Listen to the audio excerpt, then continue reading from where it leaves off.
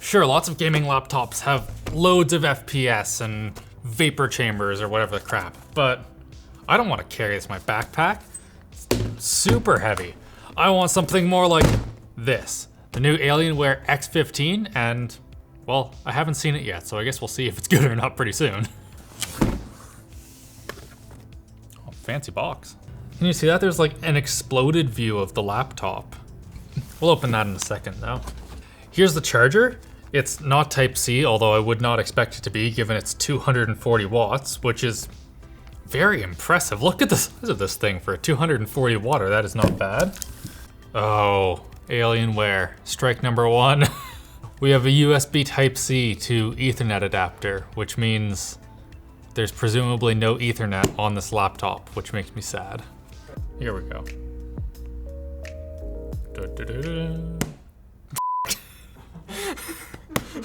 It's very fancy, more exploded view, but this time in black and gloss. And we get our laptop. This is quite thin and surprisingly light. The XPS 15, just under 2 kilograms, whereas the Alienware X15, 2.3 kilograms. So it is a little bit more. That is rather light for a gaming laptop, especially given this has a 3080 in it. So right off the bat, the I/O is not fantastic. So we have full-size HDMI, I like to see that. USB Type-C, mini SD reader, Thunderbolt, and USB Type-A. One USB Type-A, and that's it. The most confusing part here is that it looks like there's lots of space where they could have put, like, if they had 2 or 3 USB Type-A's back here, that would be just so much nicer and so much more usable. Because like right now, you're going to plug in a mouse and you're done. That's your USB right there. On the X17, we have 2 USB Type-A's, full-size Ethernet, and also a mini DisplayPort. Was there one of those on here? No. What is definitely undeniable though is that this is very thin for a gaming laptop. Okay. Oh, it just started up. I didn't even have time to tell you about our sponsor, Ridge Wallet.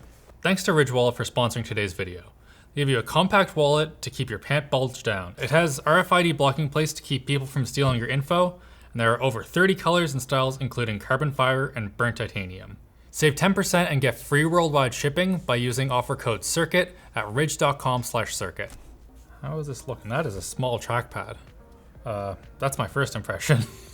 Alienware did the same thing with the X17, where they sacrificed trackpad size in the name of venting. So vents along the sides, vent along the top, vents along the other side, vents on the back, and also there's a bunch of venting on the bottom. This apparently is very well cooled. Look, there's half of my I/O gone. Stupid. All right, we are downloading some games and it's already a bit on the loud side. Let's go to hardware info and try and figure out just how hot it is getting. Like, we are just installing games, it shouldn't be too bad.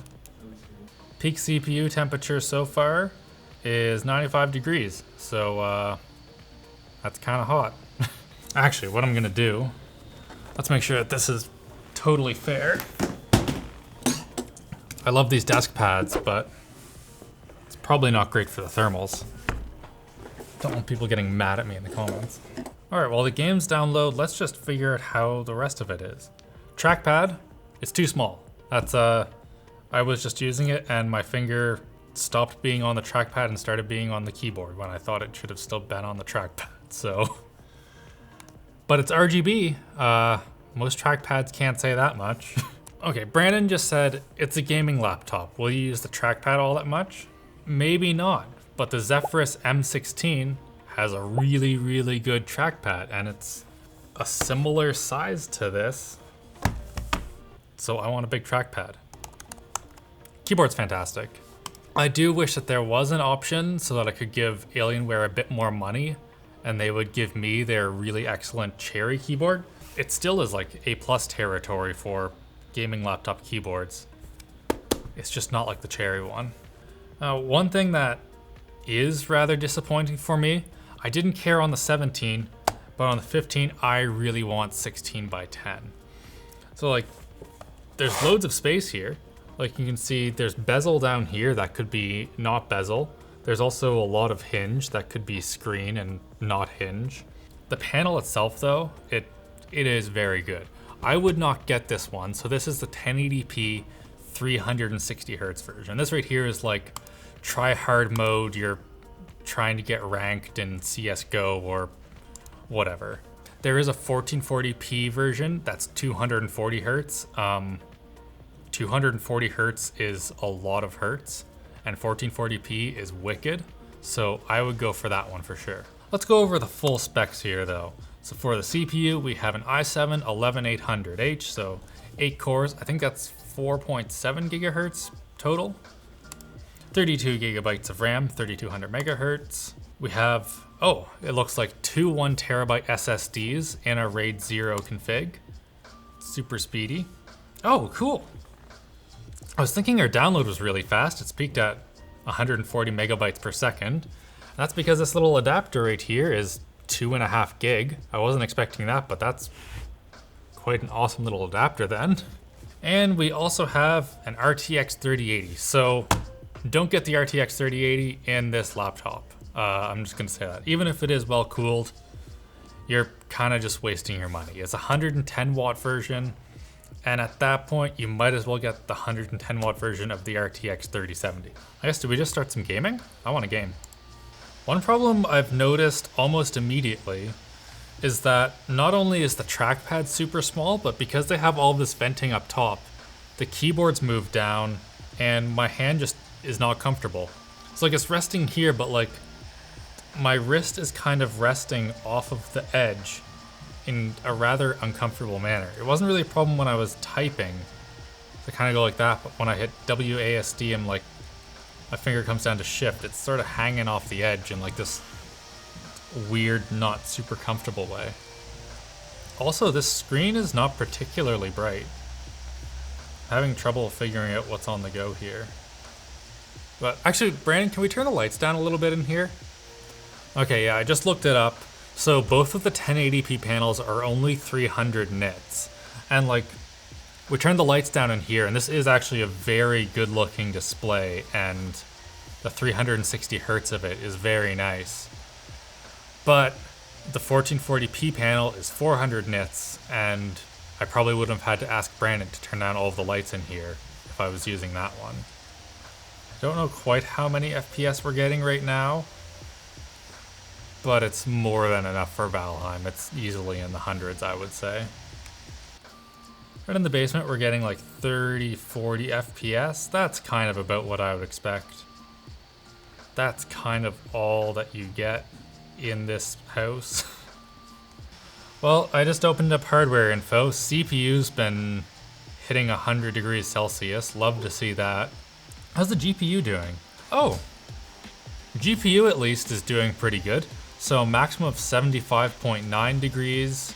They have clearly preferred GPU cooling over CPU cooling in this chassis.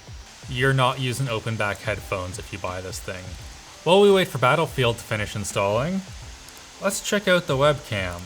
Testing. I have no clue if the audio is working in this clip, but it looks okay-ish. This isn't great, that's for sure. I don't expect a whole lot out of these webcams. The one thing that is nice about the webcam though, is that along with the webcam, you also get Windows Hello facial recognition. Awesome way to get into a device, really like to see that. Wow, this is running incredibly well. So I'm on Ultra right now, and we are getting 190 FPS. That is extremely good for this game. This is definitely not a super bright display, but at the same time, I wouldn't be incredibly concerned about it unless you like game outdoors or something, because most of you aren't gaming with studio lights on you. So again, in Battlefield there, we hit 100 degrees on the CPU. Now, if that's a bad thing or a good thing, it's kind of hard to say. We don't have the time in a short circuit to figure it out, but it's the sort of thing where 100 degrees on the CPU in a thin laptop like this is not necessarily a bad thing. And I don't know if when it's at 100 degrees, it's dropping down, but like I didn't notice any problems in the game, although I also didn't play for a super long amount of time. Okay, we haven't started Crab Rave yet, but this kind of gets to my main problem with this laptop.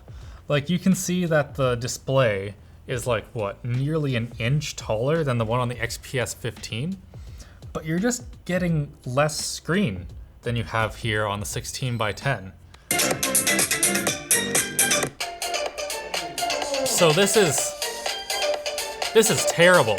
These are awful speakers. So Alienware to Dell. It's not even close. The X15 is good at making noise, but not out of its speakers. Oh, one thing that definitely should be noted, this has a MUX in it. So you are not going to be losing any of the performance from the GPU getting to the display. The X17, which I complained a lot about in that review, also has a MUX in it, and they enabled it the day before our review went up. Didn't tell us. So I'm sorry, Alienware. You actually made a really good laptop that's super fast. So for the battery, we have an 87 watt-hour version in here. It takes up a lot of space, and given how thick this thing is, I'm surprised they were able to fit that much battery in there. I have no clue how long this is going to last. It might be 4 hours, it might be 8. Aside for the battery, we have a Wi-Fi module that you can swap out and 2 SSDs. No RAM though. That is soldered straight to the motherboard.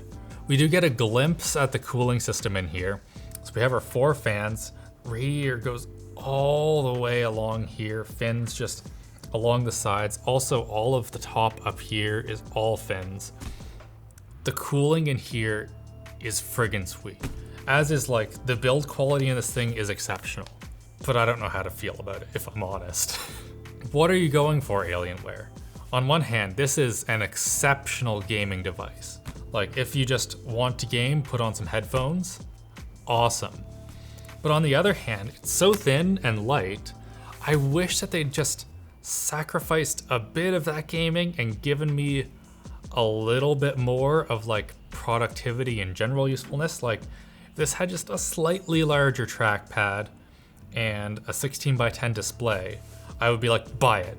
I would recommend it, but I don't know if I love it. Oh, I haven't talked about pricing, but the starting price is over $2,000, so like, RIP your wallet. Well, thanks for watching, guys. Hit like, get subscribed, and just have a great old day. See you later.